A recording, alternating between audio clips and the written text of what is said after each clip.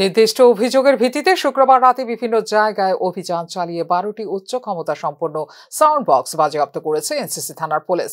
Supreme কোর্টের guideline অনুযায়ী শব্দদূষণ নিয়ন্ত্রণের রাত 10টার পর কোনো ধরনের উচ্চ ক্ষমতা সম্পন্ন সাউন্ড বক্স বাজানো নিষেধাজ্ঞা থাকা সত্ত্বেও কিছু অংশের মানুষ সেই নিষেধাজ্ঞা অমান্য করছেন। সেই অভিযোগের ভিত্তিতে এনসিসি থানার অধীন আগরতলা মেডিকেল কলেজের হোস্টেল, চানমারি এলাকার পরিতোষ দাসের বাড়ি এবং বরজলা এলাকা থেকে মোট 12টি উচ্চ ক্ষমতা সম্পন্ন সাউন্ড বক্সের সেট বাজেয়াপ্ত করে থানায় নিয়ে আসে পুলিশ। এই ব্যাপারে 3 জনের বিরুদ্ধে নির্দিষ্ট ধারায় মামলা নিয়ে আদালতে পাঠানো হয়েছে বলে এনসিসি থানার পক্ষ থেকে জানানো হয়েছে। এই ব্যাপারে এনসিসি থানার পক্ষ থেকে সংবাদ মাধ্যমকে বিস্তারিত জানায়।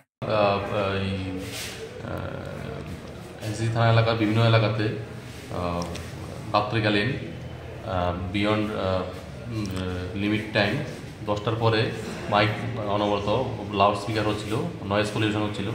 সেই অনুযায়ী বিভিন্ন জায়গা থেকে আমরা রেড করে 3টি জায়গা থেকে আমরা বিভিন্ন বক্স, সাউন্ড সিস্টেম, অ্যাম্পলিফায়ার আমরা সিজ করে নিয়ে আসি। একটা সিজ করেছি আমরা এনসিসিবি হসপিটালের হোস্টেল থেকে, একটা সিজ করেছি আমরা চানমারি থেকে পরিতোষ দাসের বাড়িতে চলছিল লাউড স্পিকার, আর একটা সিজ করেছি আমরা এই